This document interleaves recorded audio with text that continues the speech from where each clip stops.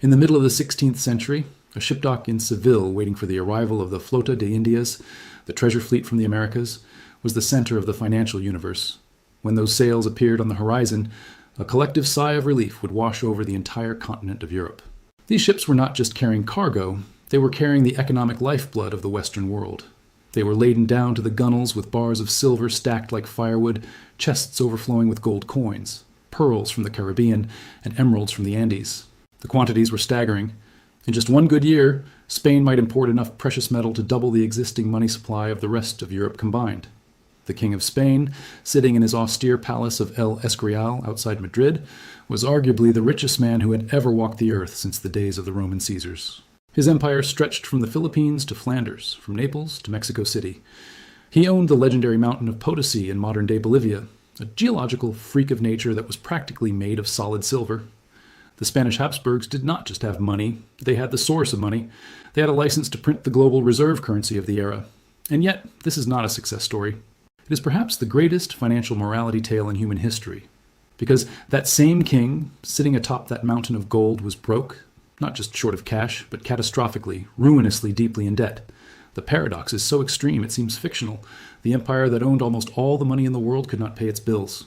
Between the mid-16th and late 17th centuries, the Spanish crown declared sovereign default, national bankruptcy, 9 separate times. 9 times, the richest empire on earth told its creditors that it had nothing left. It is a story that defies simple logic. How do you starve while sitting at a banquet? How do you go bankrupt when your income is literally digging money out of the ground? The answer lies in a fundamental misunderstanding of what wealth actually is, a misunderstanding that turned Spain's golden blessing into a curse that hollowed out its economy, destroyed its middle class, and condemned it to a slow, agonizing decline, while nations with far fewer resources rose to take its place. This is the story of how Spain became the first victim of the resource curse, choking on its own treasure. To understand the scale of the disaster, we have to understand the scale of the windfall. When Christopher Columbus stumbled upon the Americas, Spain was a relatively poor, agrarian collection of kingdoms, recently united by marriage and the end of the Reconquista. It had wool, some iron, and fierce soldiers, but little else. Then, almost overnight, Cortés conquered the Aztecs in Mexico, and Pizarro conquered the Incas in Peru.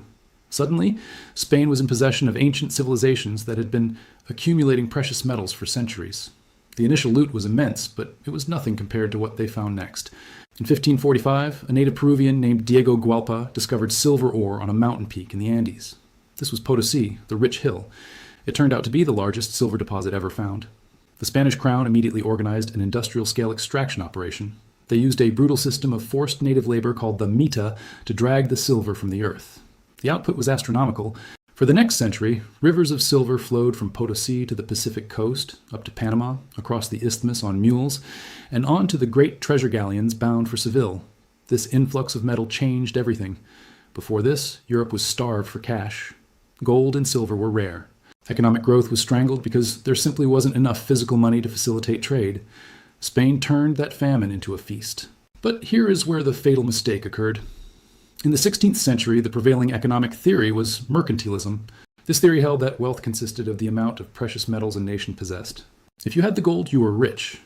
The Spanish monarchs, first Charles V and then his son Philip II, believed this implicitly. They looked at their silver mines and believed they were infinitely wealthy. They did not understand that gold and silver are not wealth in themselves. They are just markers of value. True wealth is the capacity of a nation to produce goods and services, to grow food, weave cloth, build ships, and innovate tools. A pile of gold on a desert island is useless. It only becomes valuable if someone else has something you want to buy with it. Spain had the gold, but it didn't have the things to buy. The country's domestic economy was still medieval. Its agriculture was inefficient, and its manufacturing base was small. Suddenly, this undeveloped economy was flooded with an ocean of cash. The result was the first large-scale example in history of what economists now call the resource curse, or Dutch disease. Resource. It works like this. Imagine a small town where suddenly everyone wins the lottery on the same day. Everyone is rich in cash. They all rush out to buy new houses, new clothes, and fine food. But the town only has 2 carpenters, 1 tailor, and 3 farmers. Suddenly, you have thousands of people bidding for the limited services of those few producers. What happens? Prices skyrocket. The carpenter can now charge 10 times his normal rate because everyone can afford to pay it. This is exactly what happened to Spain on a continental scale. It was called the Price Revolution. As the treasure fleets arrived, the amount of money circulating in Spain exploded, but the amount of stuff to buy remained the same. The price of everything in Spain began to rise uncontrollably: food, rent, clothing, weapons. Throughout the 16th century, prices in Spain rose by roughly 400%. This might not sound like much compared to modern hyperinflation, but in a pre-industrial world where prices had been stable for centuries, it was catastrophic. This inflation had a secondary, more insidious effect that strangled the Spanish economy. Because prices in Spain were rising so fast, Spanish goods became incredibly expensive compared to goods made in the rest of Europe. A bolt of wool cloth made in Segovia might cost 3 times as much as a similar bolt of cloth made in England or the Netherlands. So, what did Spaniards do? They used their American silver to buy the cheaper foreign goods. Spain became a nation of consumers, importing everything from French tapestries and Italian armor to English textiles and Dutch grain. The silver from Potosi didn't stay in Spain. It flowed right through it, like water through a sieve, ending up in the pockets of merchants in London, Amsterdam, and Paris. Spain was essentially exporting its inflation to the rest of Europe, while simultaneously destroying its own domestic industries. Why would anyone invest in building a factory in Spain when it was cheaper to just import the finished product? The Spanish middle class, the artisans, merchants, and manufacturers, who are the backbone of any healthy economy, was crushed. They couldn't compete with foreign imports, and their savings were wiped out by rising prices. The country became hollowed out. A very rich aristocracy at the top, living off imported luxury, a massive impoverished peasantry at the bottom, and almost nothing in between. If this economic mismanagement wasn't bad enough, the Spanish crown decided to spend this ephemeral wealth on the most expensive activity known to man: war on a global scale.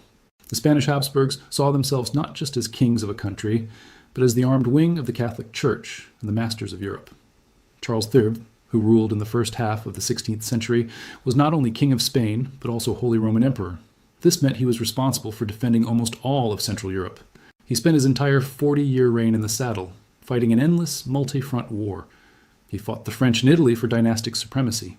He fought the Ottoman Turks in the Mediterranean and Eastern Europe to stop the spread of Islam. And most ruinously, he fought the Protestant Reformation princes in Germany. War in the 16th century was undergoing a revolution. It was becoming incredibly expensive. Gone were the days of feudal levies where knights showed up for 40 days of unpaid service. This was the era of gunpowder, massive trace Italian fortresses, and huge standing mercenary armies. The Spanish infantry squares, the famous tercios, were the best soldiers in the world, but they expected to be paid in gold regularly. Cannon foundries, naval shipyards, and global logistics networks cost fortunes that would make a modern Pentagon accountant weep. Charles V burned through the American treasure as fast as it arrived, and it was never enough. To finance his wars, he turned to deficit spending on a monumental scale. He began borrowing heavily from German and Genoese bankers, the Fuggers, the Welsers, the Grimaldis. These bankers were happy to lend to the emperor because he had the best collateral in the world, the silver mines of the Americas. Charles V began signing contracts called asientos. These were short-term high-interest loans repaid by future deliveries of treasure. He was essentially mortgaging the future of his empire to pay for the wars of the present. By the time Charles V abdicated in 1556, exhausted and broken by his failure to stop Lutheranism, he left his son, Philip II, a poisoned chalice. Philip inherited the greatest empire on earth, but he also inherited a debt of some 20 million ducats, and every single ducat of revenue the crown was expected to earn for the next several years was already pledged to pay off bankers. Philip II was a micromanager who worked 14 hours a day in his office trying to keep the colossus afloat. He was deeply religious and viewed it as his sacred duty to stomp out Protestant heresy wherever it lived. This zeal led him into 2 disastrous conflicts that would drain the Spanish treasury dry. The first was the Dutch Revolt. The Protestant Netherlands, the industrial and commercial heart of his European possessions, rebelled against Spanish rule and religious persecution. Philip sent his best generals and the dreaded army of Flanders to crush the rebellion. It turned into an 80-year war of attrition, a financial black hole that consumed enormous amounts of men and money year after year with no end in sight. The second was his war against Protestant England under Queen Elizabeth I, culminating in the famous Spanish Armada of 1588. The Armada was one of the most expensive military undertakings in history up to that point, a massive fleet designed to invade England. It ended in total disaster, shipwrecked by English fire ships in North Sea storms. The investment was unrecoverable. The costs of these global commitments were simply unsustainable, no matter how much silver came out of Potosi. The Crown's finances operated on a knife edge. They were always waiting for the next treasure fleet to arrive to pay the troops fighting in Flanders or the sailors in the Mediterranean. If a fleet was delayed by a hurricane, or worse, captured by Dutch or English privateers, Like Piet Heine's famous capture of the entire treasure fleet in 1628, the whole house of cards collapsed. When the money didn't arrive, the soldiers didn't get paid. When the soldiers didn't get paid, they mutinied. The Spanish army of Flanders mutinied dozens of times, often turning their weapons on the very cities they were supposed to be protecting, sacking them to get their back pay. The Spanish Fury at Antwerp in 1576, where unpaid Spanish troops burned the city to the ground, was a direct result of the crown's financial insolvency. The clash between runaway spending and the reality of debt led to the inevitable, the bankruptcies. The term bankruptcy is slightly misleading when applied to a sovereign state in this era. The king didn't lose his throne, the country didn't close down. Instead, it was a suspension of payments. The king would issue a royal decree stating that the crown could not meet its obligations to its creditors. He would stop paying interest on the asientos. The first great shock came in 1557, right at the start of Philip II's reign. Despite the massive revenues, the debt servicing costs had become enormous. Philip simply stopped paying the German bankers. This sent a shockwave through the financial capitals of Europe. The great banking house of the Fuggers in Augsburg was nearly ruined. But the King of Spain was too big to fail. The bankers had no choice but to negotiate. Usually, these bankruptcies ended with the short-term, high-interest debt being forcibly converted into long-term, low-interest government bonds called juros. The bankers lost a fortune in expected profits, but they got a steady, if smaller, income stream, and the king got breathing room to start borrowing again. It became a cyclical addiction. The crown would borrow massively to fund a war, the debt would become unsustainable, they would declare bankruptcy to clear the books, and then, because they still owned the silver mines, new bankers, often Genoese who replaced the Germans after 1557, would step in to lend again, hoping this time it would be different. It never was. Philip II defaulted again in 1575, a massive cancellation of debt that directly led to the sack of Antwerp, because his credit was so frozen he couldn't send money to his troops. He defaulted a third time in 1596. Towards the end of his life, his treasury emptied by the Armada disaster and intervention in the French Wars of Religion. When Philip II died in 1598, he had received perhaps more gold and silver than any monarch in history, yet he left his kingdom poorer and more indebted than he found it. The 17th century saw the slow, agonizing death spiral. The kings that followed, Philip III, Philip IV, and the tragically inbred Charles II, were lesser men dealing with greater problems. The influx of silver from the Americas began to slow down as the easiest veins were tapped out and the native population working the mines died off from disease and brutal overwork. Yet the crown's spending did not decrease. The wars continued, especially the endless meat grinder of the 30 Years' War in Germany, which Spain felt obligated to join in support of their Austrian Habsburg cousins. As silver revenues declined and expenses mounted, the bankruptcies came faster and hit harder. There were defaults in 1607, 1627, 1647, 1652, and 1662. Each one was a testament to a failed system. By the mid-17th century, the Spanish financial system was a shambles. The crown was so desperate for cash that it began debasing its own domestic currency. They minted coins made almost entirely of copper, called velon, and forced the Spanish people to use them at face value, while hoarding the real silver for foreign creditors and wars. This triggered hyperinflation domestically, causing bread riots and further destroying the internal economy. The great Genoese banking families, who had grown fabulously wealthy financing Spanish debt for a century, were eventually dragged down too. The 1627 bankruptcy was particularly devastating to them, signaling the end of Genoa's period of financial dominance. Spain was toxic. No one wanted to lend to them anymore. By the time Charles II, the last Habsburg king of Spain, died in 1700, the empire was a rotting carcass. The army that had once terrified Europe was reduced to a shadow force, often unpaid and ill-equipped. The great treasure fleets were few and far between. The domestic economy was non-existent. Spain, the country that had owned the money, ended the era as one of the poorest, most backward nations in Western Europe. The ultimate tragedy of the Spanish Empire was that its gold was its undoing. It acted as a narcotic.